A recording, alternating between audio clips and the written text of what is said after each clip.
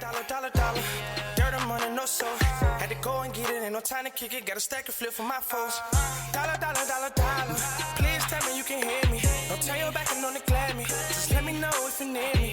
Dollar. Let me watch out for my partners. Keep my money long, get my team strong. Let me run away from my problems. Yep, what's good, original crew, man? We're back today, man. We got another missing 411. Today, filmmaker jumps off a cliff and runs into a forest. Missing 411 part 8. Okay. Alrighty then. With that being said, remember I told you about all the missing 411s can be debunked and properly you explained? talked about that. So I looked it up. There is plenty of videos on the YouTube where people are debunking the missing 411 and explaining like the scenarios. And I said I was gonna go. I might watch like it. what they feel happened. Yeah, well, I don't know about that part, what they feel, but they like supposedly all of them can be debunked, and a lot of these are BS cases. So I don't know. While you out tomorrow, I'm gonna watch it. While you go do you, and I'm gonna do me, cause I'm gonna do me. I'm not doing much, but yeah. But hey, with that being said, make sure y'all check out the links in the description box. Down below. You already know where to go. If you want the first part, you gotta do it. Check out down below. Also, if you enjoyed today's visuals, like it with a thumbs up. But let's check it out, y'all. Let's see what it's about. You ready? I'm ready. Let's get it. Every year, hundreds of people go missing inside of national parks and forests all over North America. Normally, you can attribute these disappearances to things like getting lost, not having the right equipment or enough food or water, or even getting attacked by a predator. But every year, there's always a handful of cases where people go missing under baffling conditions. They were right in front of their friends or family who turn around for a second, and when they turn back, they're gone. Or people vanish and then reappear days later in locations that are impossible to get to. One man named David Politis, who's a former police detective, began investigating these strange disappearances and started compiling what he was finding in a book series called Missing 411. And he's discovered that there are thousands and thousands of these totally strange disappearances. They're everywhere, and no one's talking about it except for people that are aware of David Politis and the missing 411 phenomenon. And so I plan to, at least once a week, highlight a handful of cases that really show off how bizarre this phenomenon really is. But before we get into today's missing 411 stories, if you're a fan of the strange, dark, and mysterious delivered in story format, then you come to the right channel, because that's all I do, and I upload 3, 4, even 5 times every week. If that's of interest to you, I would ask you to politely pull out an M67 frag grenade, pull the pin, and gently lob it in the direction of the like button. Also, please subscribe to my channel and turn on all notifications so you don't miss any of my weekly uploads. All right, let's get into today's stories.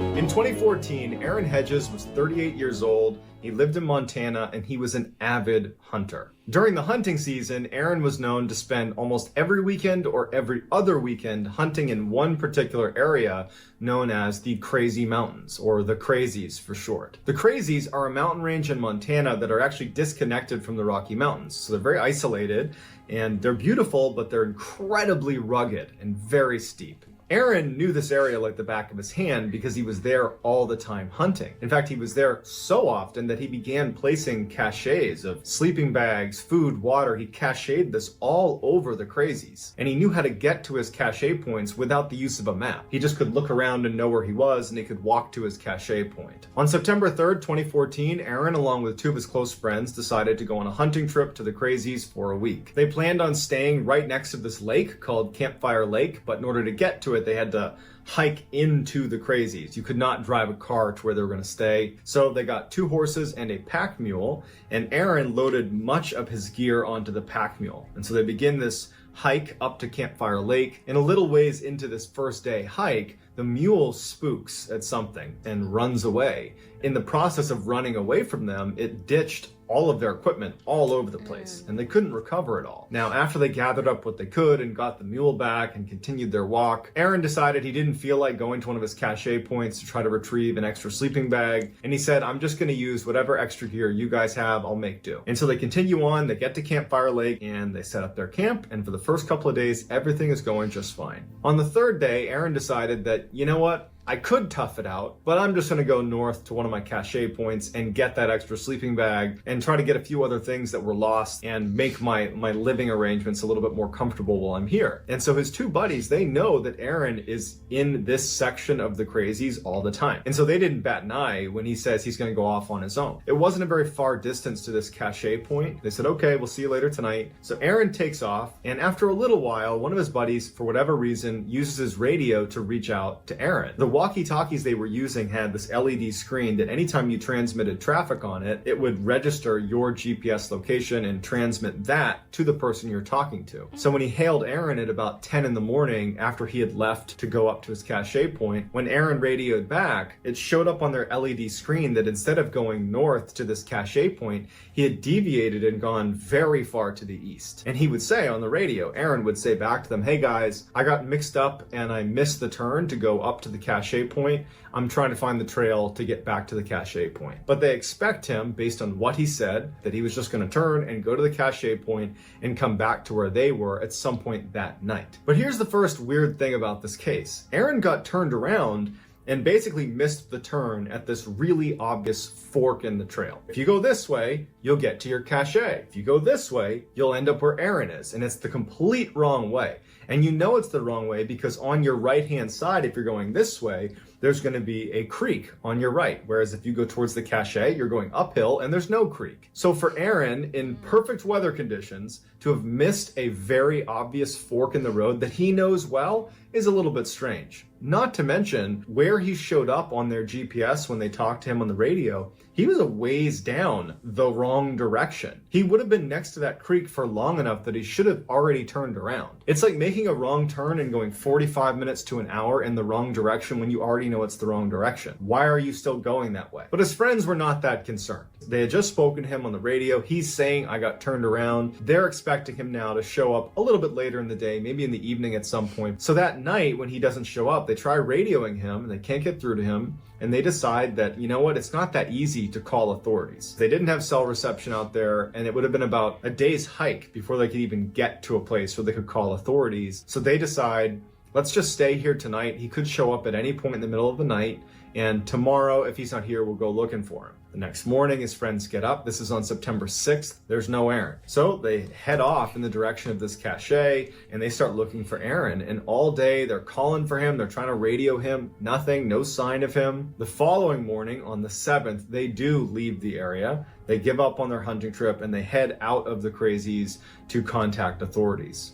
Authorities launch this massive search for Aaron. But as soon as they launch this search, this massive storm rolls in, dumping 2 feet of snow within the first 12 hours of their search. So they really weren't able to accomplish much in those first 2 days, which brings us to September 9th. One of the main areas that they were looking for Aaron was following that path that he had gone down, the wrong path, away from his cache. They followed that path down along that creek and were looking for anywhere along the creek that he might have been. And there was this cliff that overlooked the creek, and on this cliff, next to a tree, they found Aaron's boots, neatly placed side by side as if put there intentionally. Next to his boots was a very obvious fire pit where someone had started a fire. In the fire pit was a cigarette container that was Aaron's brand. It looks every bit like Aaron had been here, smoked a cigarette, took his boots off for some reason, and had been sitting next to this fire. Also next to the fire was Aaron's Camelback water bladder, as well as some of the straps that went to his backpack that had been burned inside of the fire pit. But there's no sign of Aaron or his remains anywhere near there. Also, the people who found the boots and the fire said that we were in this specific area over the past 2 days. This wasn't here. At this point, investigators believed that Aaron must have been suffering from severe hypothermia, where in severe cases, people are known to actually strip their clothing. And so searchers created a new search area based on his boots, thinking he had to have been at this fire pit smoking a cigarette. He took his boots off because he's got hypothermia, and he wandered off, but he can't have gotten far. We're talking 2 feet of snow on the ground in rugged terrain, and he's barefoot. But despite searching extensively in their new search area, they couldn't find Aaron or any sign of him. 9 months later, a family, the Rhines family, who lived near the base of the crazy mountain range, they were doing their yearly maintenance on their fence that went around their entire property. And one of the family members decided to take a break from the work and walk up into the crazies just a little ways up to just sit on the mountain and look out across the land. It was a beautiful view. And as he's walking up, he gets about a mile from the property itself, and he spots an orange vest under a tree. And so he figures a hunter must have lost their gear. So he walks up and he sees that not only is there an orange hunting vest laying on the ground, but there is a backpack that would turn out to be Aaron Hedges' backpack leaning up against a tree, as if placed there on purpose. Inside of the pack was Aaron Hedges' wallet and license, along with a loaded gun and food and water. Next to the pack, there was this rock. And on the rock was a thermos that was open, along with an open energy drink, as if Aaron had set his pack down and then sat on this rock and was sipping an energy drink out of his thermos. If Aaron had been sitting on that rock, as it appears he was, you can clearly see the Rhines property a mile away from you. It's right in front of you. It would be impossible not to see. Additionally, this location was 6 miles away from where Aaron's boots were found. So all of Aaron's gear is brought to the authorities, who go out and they look for Aaron, and there's no sign of Aaron in the area. Another year would go by and a couple of horseback riders would be riding past that same area where the backpack was found, and they see a human skull sitting underneath a tree. Sure enough, it winds up being Aaron Hedges' skull, and his skeletal remains were all there, except for his feet. His feet were never found, but the coroner could not determine a cause of death. So a couple of questions come to mind. How did Aaron, a guy that knows the crazies inside and out, make that wrong turn in the first place? He should have known better. But even if we say he got turned around, it can happen to the best of us, he would have known he was going in the wrong direction because the creek would be on his right, but he kept going because we find his campsite with his boots way down the path that was in the wrong direction. But even if we're willing to accept that as why he was at that campsite, he took off his boots. And then he walked 6 miles in 2 feet of snow to a location that was literally looking at safety. The Rhines property is right there. You have food, you have water, and you're sitting there drinking a drink. You have a loaded gun, you can fire it into the air to try to get someone's attention, but you don't use your resources, you don't go to safety, you die. The hell? That's the most confusing story. Because I'm just like, do you think he planned to like? So first off, because I was thinking of some like down the line. First question I have with the autopsy is can we determine whether or not the feet were cut off? In what condition is the body in? Well, it does and skeleton remains, right? Mm-hmm. Is it so badly where we cannot can determine? You say like any foul play was done, or did he just like? Were the feet possibly eaten off, like bit, or were they like cut off? Mm-hmm. Then I can go into other further. You know what I'm saying? Well, I kind of wanted to go in order, and then because everything I was thinking. What I'm saying is how the feet are. That's the only way I can get to start going in order. Right, because everything I was thinking beforehand, I was like, okay, I'm thinking one thing, but then when he said both feet were missing, I'm like, okay, now that just kind of threw me. Because at first I was with you. I was kind of like, did he plan on running away? Like, because especially with the guy, the situation where he fled, faked his drowning. Fled to Canada, fled across the seas to Europe. And I don't know why that dummy came back to America. Like, it makes no sense why you would come back to America after fleeing and faking your own death. You know what I'm saying? Faking a drowning like that. But, well, I was thinking more so, not just that, one, that, but also I was thinking more so of, like, taking herself. Like, I thought maybe... Yeah. So, I'm not finished. But, so, what I was saying was, I wondered, did he wander off on his own? He had everything planned to take himself out. But he wanted to enjoy nature, enjoy his stomping grounds alone for a while. He just, hey, I'm going to live. Or did somebody do something to him, take his product? Because can we test the energy drink? And if we could test the energy drink and get to see if there's lip DNA still on there, it's able to be removed. Can we test and see that can actually link and go right back to Aaron? If it doesn't, like if any DNA on products that was open or doesn't test back solely to Aaron, then there was foul play involved. But if Aaron's DNA is on it, it's a possibility everything happened on his own. True. And he wanted, maybe you know what he could have did with the shoe, because they were right there on that cliff by the creek, right? He could have tried to fake like he drowned, take his shoes off, act like he possibly took a swim and died, right? Because we never found the walkie or anything. He could have tried to like fake like he was, you know what I'm saying, like something possibly happened to him, and he just wanted to live off the grid for a while and enjoy life until he decided to win. And how did he die?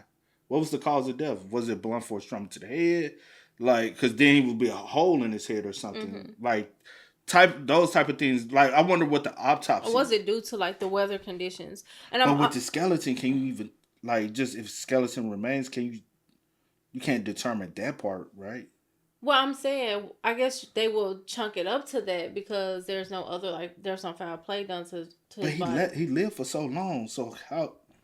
Yeah, that's not a question for me. I really don't know. And then I'm also wondering, like with the mule, did the mule maybe see something and got startled, like maybe another animal or a person, for him to act the way he did and run off?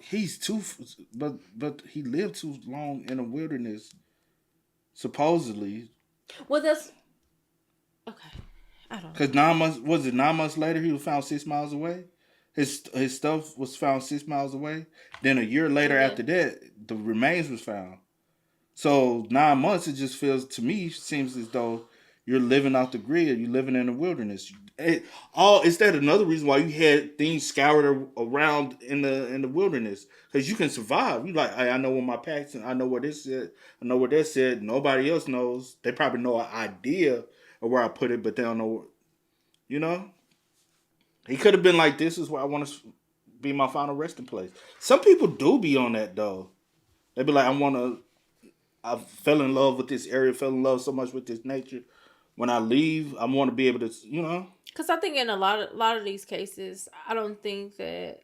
Because sometimes my head does go to, sometimes, not all of them, but sometimes maybe someone is suffering from some type of mental illness or something. I was thinking that, and too. they just, want to, whatever it is that they feel like this is my last days and I just want to live it out how I want to, or I want to go how I want to, or they have a plan to do whatever they want and how they want it done. I'm wondering do they kind of think about that? Because even with his friends, they could be like, oh, he seemed like himself. But nobody knows. No one knows what you're going through. People smile and they act the same that you always known them to act, but deep down they're dealing with stuff. And I'm just wondering, even him inviting y'all, maybe he just wanted someone to know, or or wanted to spend maybe an hour or two or a day with you guys because y'all are his friends, and then he wanted to go off and do what he planned to do. You just never know with situations like this. I thought about that too. At one point, I was like, "What was his mental condition? Was he already on medication? I was like, did he take medication? Was he prescribed? I was on that part too. I was like." Because sometimes people may not be on previous medical condition. May not be on medication, but they may be dealing with depression and stuff like that. But they may not be but they are dealing with things or that people don't know about, that they don't talk about or whatever. They just dealing with it alone. So True. I do wonder. True. But with this case, I'm just a little confused because everything is just kind of here, there, and then with the feet missing, that just kind of threw me off. The feet missing part kind of threw off my that threw me process. off of what I was thinking, and I was just like, okay, yeah, that went left. But for the most part, I think me and you were like, for the most part, was on the same mindset. Mm-hmm. I did go to the mental part, and I did think, I'm like, maybe he wanted to go out the way he wanted to go out. Like, maybe it was, I want to spend my last moment in nature, and I just want to enjoy life for what it is. Was there possibly any other spottings around in the area? Is there like a gas station he possibly could have went to, and he could have got a Red Bull or some type of energy drink? You never know. Like, especially if those places don't have cameras. He was out there for a couple months. He could have grew his facial hair out. He doesn't look like the posters of this missing guy. He just looked like another guy, you know? Mm-hmm. That's a very interesting one, though. In 2018, Terrence Woods was a 27-year-old filmmaker / journalist who had, ever since graduating college, traveled the world, filming in locations that are very rugged and sometimes quite dangerous for these documentaries and TV shows that he was known to work on. In October of that year, Terrence was going to travel to Idaho with a production company called Raw TV. They were doing a TV series around an abandoned gold mine called the Penman Mine. Penman Mine was located in an area that is quite rugged in the middle of the backcountry. Terrence had previously worked on 2 different backcountry shoots. One was done in Turkey and the other was done in Alaska. So he wasn't an expert by any means, but he was accustomed to being out in the wilderness to do some of these shoots. Prior to leaving for the trip, he had texted a number of his friends and just said he wasn't really that excited about going on the trip. His friends would later say to investigators that his language was not alarming. He was just kind of complaining about not wanting to go on a particular work trip, so it didn't stand out to them at all. Terrence arrives in Idaho in early October. He texts his father to let him know that he's landed, he's made it to the hotel. Everything seems to be going normally. He was supposed to be there until mid-November, and that's what everybody in his circle was expecting. So on October 5th, when Terrence sent a text to his father that just said, "I'm going to be coming home on October 10th, and there was no explanation, his father wondered why. And so he wrote a response and said, "Why are you cutting your trip short?" But he never got a response because Terrence had actually already left for the day on October 5th to go do a shoot at this mine, and he'd be out of cell phone reception. On October 5th, the crew that was around Terrence all day reported that he was acting very strangely. He was very quiet, withdrawn, wasn't really talking to anybody. And at the end of the day, when they were wrapping up shooting, one of the producers was sitting in a vehicle waiting for everyone to kind of finish up, packing up, and Terrence said he wanted to go relieve himself. And he walked over to the edge of this cliff, and for whatever reason, this producer, he didn't know why, but he just thought he needed to look to see if Terrence was okay. And he turns to look where Terrence was standing at the edge of this cliff, and Terrence isn't there anymore, and he sees Terrence's radio is now sitting on the ground, standing there. And there was just something about the scene that he saw that he instinctively knew something's wrong, and he actually ran up the cliff in case Terrence had fallen off of it. But when he got to the edge of the cliff and looked over, he was shocked to see that Terrence was down there, about 15 feet down, but wasn't laying on the ground like he had fallen. He was sprinting down the hill, not saying a word, not looking up, running at full speed down the hill into the forest. The producer didn't know what to do. He kind of yelled to some other people and said, "Hey, what's Terrence doing?" No one knew. And so the producer and somebody else also began chasing after Terrence. But after a little while, they couldn't catch up to him, and they were worried that by chasing after him, they might scare him. And so instead, they immediately go and they call authorities, and this huge search is launched for Terrence. So for a week, you have all these people looking for Terrence. You have people on foot, you have dog teams, you have a helicopter with infrared technology. You have all these people combing this area, and there's no sign of Terrence. One of the search and rescue officers commented that it would have been so hard to get away from this search because the ground inside of that forest was so covered with fallen trees that there were times where you were just walking on fallen trees. You weren't even touching the ground. And so the idea that Terrence could run in there and effectively evade this massive search that had kind of encircled the area, it just didn't make any sense. But there was just no trace of him. And to this day, we have no idea where he went. There's never been a sign of what happened to Terrence. What? He just started running away for reasons we don't understand and disappeared. Damn. You know, that sucks because the family would never have closure. When it's 2018? 2018. I wonder, did he ever deal with like previous conditions? I'm thinking too, because that sounds like a mental breakdown. Because he already didn't want to go. He already probably was like dealing with something mentally, he texted, or also what possibly have like could something trigger something. Like, he called his dad, told his dad, "Hey, I'm coming home early." Like, why?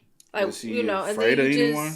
And then you just, hey, jump off a cliff and running down it in the like mental breakdown. That's some. That's where I'm going at. Like, he had a mental breakdown. He probably also felt himself going through it. Finna have a mental breakdown. Some people, they like, hey, I'm about to have a mental breakdown. I need to leave. And he probably knew he couldn't leave. Maybe, say for instance, because they was in the area, the plane doesn't come back and get them, or however the communication or whatever don't come back and get them for another month. He's like, I have no escape. He just runs off. But my thing is, why hasn't there been a discovery of a body, anything else that could be connected back to him? No clothing, no nothing. Nothing. That doesn't sound right. Yeah, it's like, it's 2024 now. It's sad because, like you said, the family will never get any closure. No answers. Don't know what happened. No, like, nothing. Just vanished. Just gone. Literally vanished. Yeah. The only thing I can think of is a mental breakdown, possibly dealing with previous, possibly dealing with previous. I don't want to say mental things, but things that could have been triggered, like something could have triggered something that's already, but still go back to a mental breakdown, or that was a threat. Like, it happened in 2018, what if he's like still alive, but he just somewhere dealing with something like mentally? It's a possibility. Because you do hear about like but those... Idaho? Well, Idaho. I'm just having like, I'm trying to be positive and like, hoping that like maybe we have heard people have been able to, like, that they have just like, and then they been out on the streets this entire time. Like, no type of, like, you hear about stories like that. Yeah. Like, not too often, but you do hear about like rare stories like that. But I'm just trying to be positive because it's just sad that he just like, you on a work trip and then you just gone. You just run off. And your parents don't know what. The last text, the last like message is I'm coming home on the 10th. But and then nothing else. That's bizarre. The last time you talked to your son. Yeah. Sad, man. Very, very, very. And then your friends, the last time you talk to them, you tell them, like, hey, I don't even want to go on this trip. Like, it's just, I don't know, it's just sad. But yeah. On the same day that Terrence Woods goes missing, 56 miles away in the same mountain range, a 76-year-old woman named Connie Johnson also goes missing under very strange circumstances. Connie was an outdoors woman through and through. She had previously worked as a wilderness ranger for the U.S. Forest Service, and she was known to take young people out on trips along the backcountry and teach them how to survive. Her friends said that she had tremendous survival skills and spent much of her time alone in the woods. Connie was working as a camp cook for Ritchie Outfitters. It was a company that organized hunting trips in the Idaho and Montana backcountry. The camp that she was actually working at was not accessible by vehicle. You had to get there on foot or on horseback. On October 2nd, all of the hunters at the Ritchie Outfitters camp that she was working in left for a 3-day hunting trip. They said bye to her and bye to her dog Ace, and they were gone. She was the only person at the camp. The following day, they got a very strange radio transmission from Connie. They couldn't understand what she was saying. They couldn't tell if she was mumbling or if there was something wrong, or maybe it could have been the radio. But when no one could understand what she was saying, they ultimately said, okay, I'm sure she's fine. And so a couple days go by, and on October 5th, the hunting party returns to the cabin, and Connie's gone, as well as her dog Ace. They're both gone. All they could find was Connie's jacket was laying over her gun that was sitting on a picnic table. That was it. A very intense search was launched that included the National Guard, the Air Force, helicopters, dog teams, ground searchers. They couldn't find her or her dog. And so on October 16th, they called off the search. 3 weeks later, Ace, her dog, would show up 15 miles away from where they had gone missing. That's far. The dog was emaciated, but was okay. They fed the dog, and then they tried to get the dog to help them find Connie, but to no avail. To this day, we have no idea where Connie went or why she left the camp to begin with. What? Is something in the air? Like I said, tomorrow I'm most definitely gonna have to watch some videos. Is it the areas? Is it the land? I do be thinking. Is there any aroma that comes off, like you know what I'm something, saying? Off of, and they inhale it, and it makes them hallucinate, make them like, yeah, know? For real. Some people, I know a lot of people. Oh, that's so far fetched. People don't believe in like stuff like that. Because you remember that one thing the dude got pricked when he would walk one of his videos. Yeah, I remember. Then went. I remember. Yeah. Yeah, but. I can't remember what I was about to say, but yeah. My bad. That's crazy, bro. Cause they 57 miles away. That's not, even though that's far. It's 57 or 52. It don't matter. 56. 56. It's 50 it's about something. The same. 50. But that's not that far away. Yeah. Not far away. Crazy, man. In February of 2008, the Pilkenton family, which was David and Camilla, along with their two sons, Timothy and William, who was 7 years old, were on vacation on the west coast of Vancouver Island. They were staying in this tiny little town called Tofino, which was at the end of one of the peninsulas on the island. There was maybe 20 streets in the town. There was only a handful of places that you could stay. Everybody knew everybody on the island. I mean, it was really a tiny place. One morning, David wakes up early and decides he wants to take both of his sons down to one of Tofino's beaches. And so he gets Timothy and William, they walk over and they go down this flight of steps that leads down onto the beach itself. And when they get to the bottom of the steps, William says he wants to stay at the foot of the stairs. Timothy wants to go actually walk around the beach with David. And so David couldn't convince William to come with him and with Timothy. And so he says, okay, William, you stay right here. I'm going to go with Timothy for a couple of minutes and walk around the beach. So David and Timothy walked only about 10 or 15 meters away from William, who was just standing at the foot of the stairs, just watching his dad and his brother. And at some point, David would say that he turned his back on his son. He said it was maybe for a minute. And he was looking at Timothy and they were doing whatever they were doing. And then when he turned around, William wasn't there anymore. And so David instinctively runs over because there's nobody else down there. There's nowhere really for him to have gone. But he runs over, he's looking on the sides of the stairs. He can't find his son. You know, he's looking where he could have gone, and it only made sense for him to probably go up the stairs. It wouldn't have been long enough for him to get into the water. It had only been about a minute he had turned his back. And so he goes up the stairs, he's looking around, he can't find his son. And this huge search is launched for this boy because this just happened. It's a very small area. They figure they can find this kid. The main area they were going to look was inside of the forest. Tofino had a very dense forest right in the middle of it. And since the beach butted up against the forest, they figured that the boy could have walked up the stairs and made it into the forest in that 1 minute that his father's back was turned. And so after an exhaustive search of this forest and there's no sign of him, unfortunately investigators began to look to the beach and were waiting for a body to wash up on shore because historically the only people that ever went missing in Tofino were either found in the forest or they washed up on the beach. Those are the only two places you can go. There isn't anywhere else you can go. But the boy never washed up on a beach and they never found a shred of evidence ever in the forest where that boy was. He just vanished. So unfortunately, like basically all of the missing 411 cases, you have a baffling set of circumstances with no clear resolution. We don't know what happened to these people, and we probably never will. But that doesn't stop us from theorizing about what could have happened. So I'd love to hear in the comments, and I'll get back to as many of you as I possibly can. If you want to learn more about Missing 411, I do have a playlist just called Yo.